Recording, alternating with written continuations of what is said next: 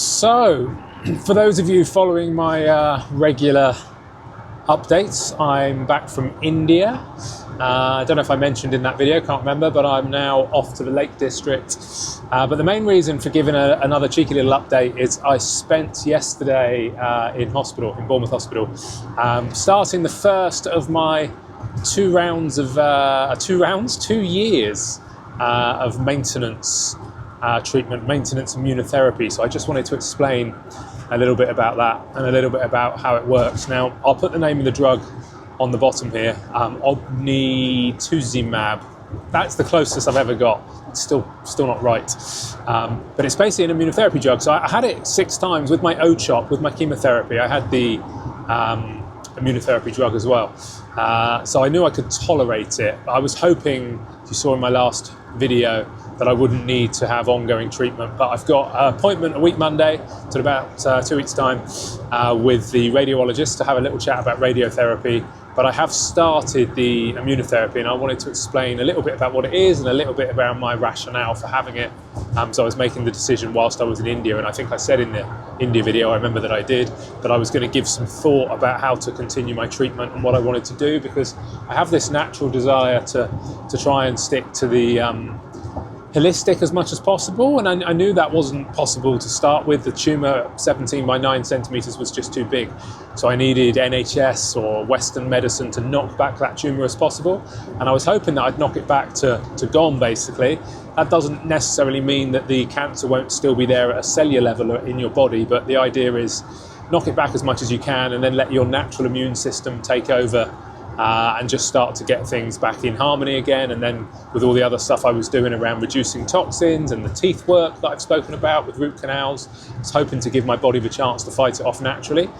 And with the tumour down to 3 by 2 centimetres, I was tempted to continue to do that, let the natural immune system sort of fight off the last of it. And I suppose motivated partly by research, partly by fear, and partly by something I'll explain now, I've decided to carry on with the recommended NHS treatment, which to most people would probably just be a no-brainer. Like, of course, you're definitely going to do that. But there are some downsides of constantly sort of smashing your body with chemotherapy and immunotherapy. Chemotherapy in particular is, it's really harsh. The waivers that you have to sign for all the potential negative side effects, including death. But even the immunotherapy, I was signing stuff yesterday morning to say I'd go ahead with it, and it's talking about secondary cancers and brain illnesses. But the main one, and I probably need to explain how this works a little bit first. So basically, your body's got a number of cells that fight off disease, that help your immune system out. And some of those are B cells, T cells, natural killer cells, and I think there's maybe one other as well. And my issue is with my B cells, so my lymphoma. Non-Hodgkin's follicular lymphoma is made up of B cells, and these B cells have basically got out of control. They've become cancerous, they're self-replicating, and I need some help to knock those back, basically, and stop that from happening. So immunotherapy, whereas chemotherapy knocks out all fast-dividing cells in the body, hence you lose your hair and has all sorts of other negative side effects, immunotherapy is much more targeted. So on the B cells that I have, all of the cancerous ones apparently have a protein marker on them called CD20. Now, unfortunately, that CD20 marker isn't just on the cancerous cells. I think it's on something like 60 to 70% of the B cells. So the vast majority of B cells, which are there to do a good job, have this CD20 marker. And the way this drug works, this immunotherapy, it latches itself onto the CD20, so it highlights that, latches itself onto it, and it can either kill the B cell directly itself, or it can sort of raise an alarm to your immune system to say, hey, kill me, and your immune system will do it.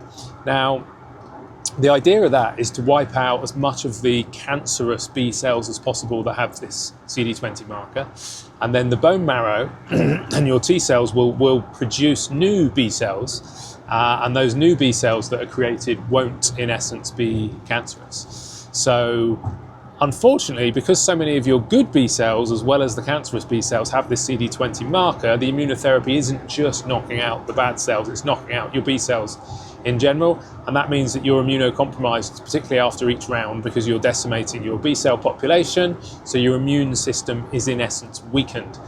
And getting to the primary problem with that is that by doing that for 2 years, you can give your immune system such a hammering that it can have long-term impact, so your immune system may never recover. Now, in theory, it should.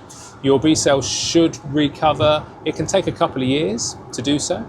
It takes such a beasting over that 2-year period, but they may not. And if they don't, then you have to be sort of really kept a close eye on, because you're susceptible to any illnesses that come up in the future, any infections. So you may need more medical intervention in the future, and that's probably the biggest downside. Only 49 still, not 50 yet, years of age. It's a long time to be living in that high risk category. Now, my ideal scenario, what I wanted to do is I wanted to give everything else that I'm doing, all the holistic stuff, I wanted to give it the opportunity to work. And I wanted to have a rescan maybe in 6 months' time to see if I could then make the decision as to whether to do the immunotherapy. So that's what I went back to the doctors. Even if I had the radiotherapy, which is much more targeted on the tumour itself rather than the cells, the specific tumour, because remember, the cells can be at a microscopic level, not just at a visible tumour level. But yeah, even having the radiotherapy, I thought, okay, maybe we'll get rid of the rest of the tumour and then let the immune system deal with the rest of the issues. So I went back to the oncologist and asked if that was possible, and it transpires it's not. All of the clinical trials have been done with the immunotherapy 2-year maintenance starting ordinarily within 8 weeks, and I think I was already at 9 weeks because of the Indo trip, so I was right on the cusp of them allowing me to do that. And if I then went for a scan in 6 months' time and Terry in essence was still there, that option to have the immunotherapy was then gone, and I would be going back into a different type of chemotherapy and maybe even T-cell transplant. This is the advice of my oncologist. Anyway, I did a bit of research, a bit of reading around this, and that does seem to be the case. So that option of deferring for 6 months wasn't there, and that was my key hope. I thought, because I don't want to, by any stretch of the imagination, write off Western medicine. I definitely need it. It's definitely doing a good job. We've had a 96% reduction in the tumour. I don't think my natural immune system could have done that. I think I need the Western medicine to help, but I'm really working hard to try and get my immune system to the point where ultimately it can make this a long-term survivable disease for me, because remember, it's termed as incurable. As things stand at the moment, it will always be there at some microcellular level, and it's expected to come back. Now, I can't take drugs forever to stop it from coming back. I need my immune system to do that, so I don't want to decimate it. I want to be in a good place. But point being, yeah, in 6 months' time, the treatment would have been much harsher, because actually the immunotherapy, the idea is that it's nowhere near has as many side effects as the chemotherapy. So that was the sort of the research process. So I deliberated for a while and then decided, I'll obviously really kick myself if my immune system cannot fight this off on its own. Like I said about fear earlier, the fear of the cancer sort of coming back. And what do you need to remember with these cancerous B cells?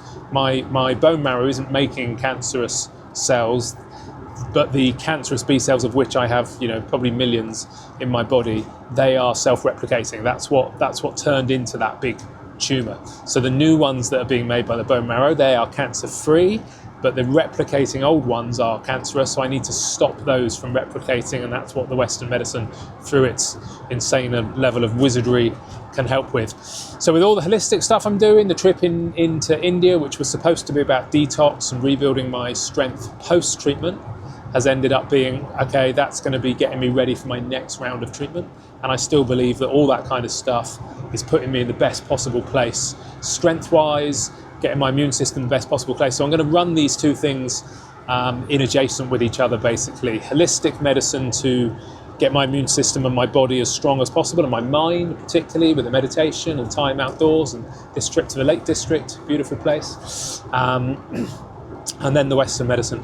So I went for my first immunotherapy treatment yesterday. I was in the hospital for about 7 hours. It's quite a long process. Steroids to start with, have to let those spend about an hour to kick in, and then you're on the drip, on the catheter basically for 4 to 5 hours, because you can have a reaction to this immunotherapy. Even though I've had it 6 times already, you have to have it put into your body really, really slowly.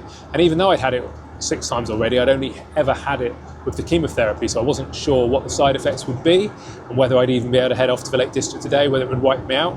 And I was very tired when I got home from the hospital yesterday afternoon, but I'd also spent the previous 24 hours traveling back from India. So I don't know whether it's the drugs, but overall no other side effects, unlike the chemo, which would have completely wiped me out. Today I feel fine. I'm sort of in India time zone anyway, so I left home at 4:30 this morning, which would be more like 9 a.m. in India. And I'm heading up to the Lake District now. So yeah, I just wanted to put in context what I'm doing, little update on running the drugs. We'll see with the radiotherapy when I go and meet the oncologist in about 2 weeks' time, whether I add that as well. I think the likelihood is that I probably will, because that will fight off the specific tumour while the immunotherapy continues to work on a cellular level, but I need to get more details on that, and I'll update you when I do. And for now, I'm off to this beautiful campsite in Coniston. I'll try and get a bit of footage when I'm up there, which I'll either add to this video or I'll do a separate one. And Coniston is somewhere that I've been 6 or 7 times. I adore it, particularly getting out on the lake where I'm staying with the camper. It's right on the waterfront, so I can be out on the lake at 6:30, 7 in the morning as the sun comes up. Normally at that time of the day there's no wind, so if the sun's out it's like a reflective kind of mill pond. It's absolutely otherworldly. And all through my treatment with all the chemo and everything that was going on, this was my dream, was to get back up to Coniston and to spend some time here, because it's such a soul-nourishing, beautiful place. I could live in the Lake District. Lovely local breweries, lovely pubs, lovely walks, absolutely stunning. So yeah, I'm off there and it's going to be beautiful and I'm very excited. I'm on my own at the moment, but my wife and son are coming up on Monday on the train to join me. They couldn't come today because my daughter's going off on a trip and they needed to be there to help her out. But yeah, I'm going for a couple of days on my own first of all, and it's going to be absolutely exceptional. And when I paddle out into the middle of the lake tomorrow with a coffee, I'm going to feel like the luckiest boy in the whole of England or India or the NHS medical system. Okay, I hope that's interesting. Sorry it went on a bit. You're probably used to that now. I use a lot of words. Much love. Thanks for following. As a cheeky little preview of the next video, I thought I'd test out this immunotherapy, I suppose, and the impact compared to the chemotherapy, just from a sort of, tiredness and impact on my health and all that kind of things perspective. So I did some great walks on my own in the first couple of days, and then some cycles with the family, and I recorded a little bit, which hopefully will just be interesting because it'll show off the lakes and what a beautiful place it is and what a fun place to visit, but also will give you just a bit of an indication, particularly for those, I suppose, going through immunotherapy, but the sort of the impact and what you can expect. I appreciate we're all different, but how my body reacted, and I learned some interesting stuff, and I was certainly a bit more exhausted than normal, but I still loved it. So if you fancy learning a little bit more and following the adventure and following the journey, then check out the next video of my cheeky little tour of the lakes and hiking up the Old Man of Coniston. And as always, thanks for your interest and thanks for following what I'm up to. Appreciate it. Okay, much love.